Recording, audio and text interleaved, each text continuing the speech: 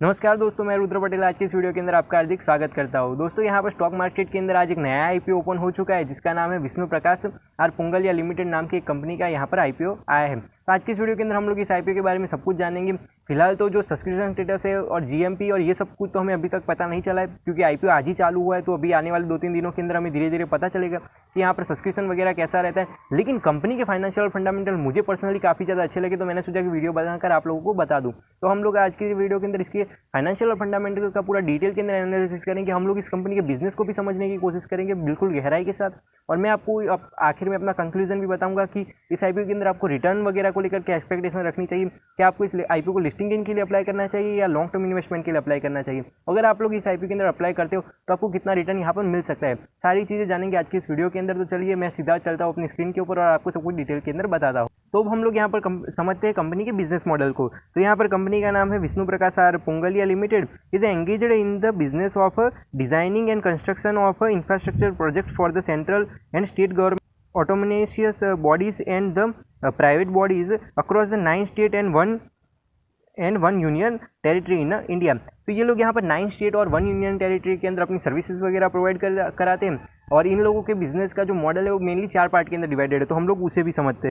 तो यहाँ पर लिखा हुआ है तो companies principal business operation are broadly divided into 4 categories. तो यहाँ पर नंबर 1 पर आता है वाटर सप्लाई प्रोजेक्ट्स, तो उसको ये लोग बोलते हैं WSP। दूसरे नंबर पर है रेलवे प्रोजेक्ट्स और तीसरे नंबर पर है रोड प्रोजेक्ट्स एंड चौथे नंबर पर है इरिगेशन एंड नेटवर्क प्रोजेक्ट्स।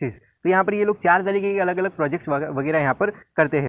तो अब हम लोग देख लेते हैं आईपीओ की इंपॉर्टेंट डेट्स को। तो यहाँ पर आईपीओ स्टार्ट हो रहा है 24 अगस्त को, यहाँ पर कंप्लीट हो रहा है 28 अगस्त को। यहाँ पर अगर फेस वैल्यू की बात करी जाए तो इस आईपीओ के अंदर कंपनी के 10 रुपीज़ पर शेयर की यहाँ पर फेस वैल्यू है। प्राइस बैंड की बात करी जाए तो 94 to 99 रुपीज़ पर शेयर का यहाँ पर प्राइस बैंड है। यहाँ पर अगर लॉट साइज की बात करी जाए तो रिटेल कैटेगरी के अंदर एक लॉट 150 शेयर का यहाँ पर है।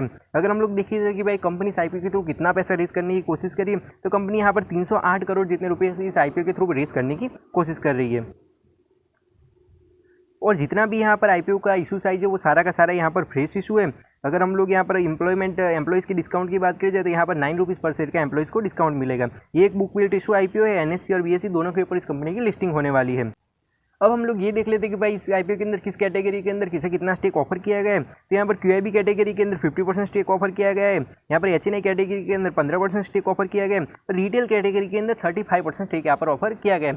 तो अगर हम लोग देखने जाए दूसरे आईपीओ के साथ कंपैरिजन करें तो यहाँ पर जो रिटेल कैटेगरी के अंदर स्टेक ऑफर किया गया है वो ना थोड़ा ज़्यादा है ना कम है, लेकिन 35% का स्टेक है। तो अगर ये आईपीओ और भी ज़्यादा ओवर सब्सक्राइब होता है रिटेल कैटेगरी के अंदर तो यहाँ पर जो लिस्टिंग इन वगैरह को लेकर एक्सपेक्टेशन है वो भी बढ़ जाएगी, लेकिन साथ ही साथ जो आपका आईपीओ लगने का चांसेस है वो भी थोड़ा बहुत यहाँ पर कम हो जाएगा। तो अब हम लोग यहाँ पर थोड़ी बहुत कंपनी की शेयर होल्डिंग पैटर्न को भी समझ लेते हैं। इस आईपीओ के पहले प्रमोटर का स्टेक 90% था, जो कि इस आईपीओ के बाद घटकर हो जाएगा 67.81%। तो यहाँ पर जो प्रमोटर का स्टेक वो थोड़ा बहुत रिड्यूस हो जाएगा। लेकिन यहाँ पर अच्छी बात यह है कि जो आईपीओ के अंदर कंपनी की मार्केट कैपिटलाइजेशन है वो भी छोटी है, प्लस इस आईपीओ के बाद में भी कंपनी के पास में प्रमोटर के पास में 67% जितना स्टेक रहेगा। तो ये बहुत अच्छी बात हो जाती है कि भाई 65% से ज़्यादा अगर प्रमोटर का स्टेक किसी भी कंपनी के अंदर है तो उसकी वो एक अच्छी चीज़ यहाँ पर हो जाती है। तो हम लोग सीधे देख लेते हैं कंपनी के फाइनेंशियल्स को। मुझे कंपनी के फाइनेंशियल्स पर्सनली काफ़ी ज़्यादा अच्छे लगे, इसी वजह से ये वीडियो मैं बना रहा हूँ। तो अगर हम लोग एसेट्स की देखें तो ईयर ऑन ईयर एसेट के अंदर काफ़ी अच्छी ग्रोथ हुई है। 2021 के अंदर कंपनी के एसेट 331 करोड़ के थे, जो कि फाइनेंशियल ईयर 2022 के अंदर बढ़कर हो गए 497 करोड़ के। वहीं पर लास्ट फाइनेंशियल ईयर 2023 के अंदर कंपनी के पास में 825 करोड़ के यहाँ पर एसेट्स थे। तो कंपनी के एसेट के अंदर काफ़ी अच्छी यहाँ पर ग्रोथ हुई है। साथ ही साथ कंपनी के रेवेन्यू के अंदर भी काफ़ी अच्छी ग्रोथ हुई है। और यहाँ पर ईयर ऑन जो परसेंटेज वाइज हम लोग देखने जाए तो कंपनी के जो एसेट्स है, कंपनी के रेवेन्यू है, उसके अंदर काफ़ी अच्छी यहाँ पर हमें ग्रोथ देखने को मिली है, जो कि कंपनी के लिए एक बहुत ही अच्छी चीज़ हो जाती है। अगर कंपनी की प्रॉफिट आफ्टर टैक्स की बात करी जाए तो कंपनी यहाँ पर प्रॉफिटेबल है। कंपनी ने 2021 के अंदर यहाँ पर 18 करोड़ की जितना प्रॉफिट करा था, वही 2022 के अंदर कंपनी ने 44 करोड़ के आसपास में प्रॉफिट करा था। लेकिन लास्ट फाइनेंशियल ईयर 2023 के अंदर कंपनी ने 90 करोड़ का यहाँ पर प्रॉफिट बुक करा है। तो कंपनी यहाँ पर ईयर ऑन ईयर काफ़ी अच्छा ग्रोथ कर रही है प्रॉफिट के मामले में, और ईयर ऑन ईयर कंपनी के प्रॉफिट्स काफ़ी अच्छी तरीके से ग्रो हो रहे हैं। अगर हम लोग नेटवर्थ की बात करी जाए तो नेटवर्थ भी यहाँ पर ईयर ऑन ईयर काफ़ी अच्छे से बढ़ रही है। रिजर्व्स और सरप्लस की बात करी जाए तो वो भी काफ़ी अच्छे हैं। लेकिन साथ ही साथ यहाँ पर एक थोड़ी सी टेंशन वाली बात हो हो जाती है वो यहाँ पर कंपनी की बोरोइंग। कंपनी के बोरोइंग भी ईयर ऑन ईयर बढ़ते जा रहे हैं, लेकिन मुझे ऐसा लग रहा है कि कंपनी हाईली प्रॉफिटेबल है, प्लस ये लोग जो काम कर रहे हैं वो ग्राउंड लेवल के यहाँ पर इनके बिजनेस है, तो यहाँ पर जो अगर हम लोग देखने जाए तो प्रॉफिटेबिलिटी के चांसेस हाई है, प्लस इनके पास में एसेट वगैरह भी अच्छे, तो ये लोग धीरे धीरे और भी ज़्यादा प्रॉफिट वगैरह जनरेट करके इन बोरोइंग्स को खत्म कर देंगे। और मैं पर्सनली ऐसा मानता हूँ कि अगर किसी कंपनी के पास में बोरोइंग या डेट वगैरह है, लेकिन अगर वो लोग कम इंटरेस्ट के ऊपर डेट वगैरह लेकर बैठे हुए हैं तो वो कोई चिंता वाली बात नहीं है। अब हम लोग यहाँ पर कंपनी के की मैट्रिक्स वगैरह को देख लेते हैं, जिससे कि हमें पता चल जाए कि थोड़े बहुत रेशियो से हमें ये पता चल जाएगा कि भाई कंपनी किस वैल्यूएशन के ऊपर आ रही है, कंपनी कैसी है और कैसी नहीं है। यहाँ पर मार्केट कैप करीब 1200 करोड़ का है, तो यहाँ पर कंपनी एक बहुत ही छोटी सी स्मॉल कैप कंपनी। अगर ROC की बात करिए तो ROC यहाँ पर 33.72% का है, तो जो ROC है वो भी काफ़ी अच्छा है, तो रिटर्न ऑन कैपिटल एम्प्लॉयड काफ़ी अच्छा है। तो अगर हम लोग डेट टू इक्विटी रेशियो की बात करिए तो 0.8% का है, 0.8 का है, तो वो भी काफ़ी अच्छा है। EPS की बात करी जाए तो 10 रुपीज़ का यहाँ पर EPS है, तो वो भी काफ़ी अच्छी चीज़ है। अगर रिटर्न ऑन नेटवर्क की बात करी जाए तो वो 38% की है, तो वो भी अच्छी है। तो यहाँ पर कंपनी की और यहाँ पर PE रेशियो बताया नहीं है, लेकिन मैंने यहाँ पर दूसरी थोड़ी बहुत वेबसाइट के अंदर रिसर्च करी थी ताकि आज मैं आपको PE बता सकूँ। तो यहाँ पर इस IPO के अंदर इस कंपनी का PE करीब 9 के आसपास में है, तो यहाँ पर कंपनी का जो PE रेशियो है वो भी काफ़ी अच्छा है। और अगर हम लोग इसके पीयर्स के साथ में कंपैरिजन करें तो इसका PE जो है वो स्लाइटली कम है, तो मतलब दूसरी कंपनीज के कंपैरिजन के अंदर ये कंपनी थोड़ी बहुत अंडर वैल्यूड आ रही है इस IPO के अंदर।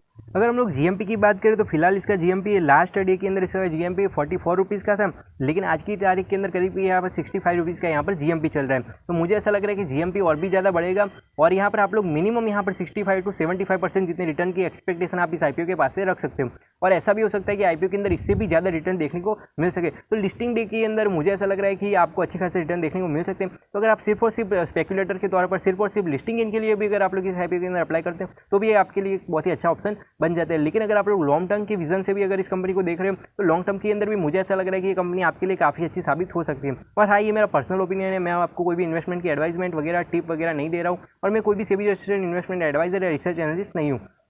मैं ये वीडियो सिर्फ और सिर्फ एजुकेशनल पर्पज़ के लिए बना रहा हूँ, तो आप भी इसी तरीके से कंसीडर कीजिए। अगर आप स्टॉक मार्केट के अंदर कभी भी इन्वेस्टमेंट वगैरह करते हैं तो अपने सेबी रजिस्टर्ड इन्वेस्टमेंट एडवाइजर या रिसर्च एनालिस्ट की सलाह जरूर से लीजिए। बस यही कुछ बातें थी मुझे इस IPO के बारे में जो आपको इस वीडियो के अंदर बतानी थी, तो इसीलिए मैंने ये वीडियो बनाया है। और अगर फाइनल कंक्लूजन की बात करी जाए तो ये IPO बहुत ही बढ़िया यहाँ पर IPO साबित हो रहा है। मुझे तो फिलहाल इस कंपनी के फाइनेंशियल फंडामेंटल ने काफ़ी ज़्यादा अट्रैक्ट करा है, तो मैं भी इस IPO के अंदर अप्लाई करने के बारे में जरूर से सोचूँ।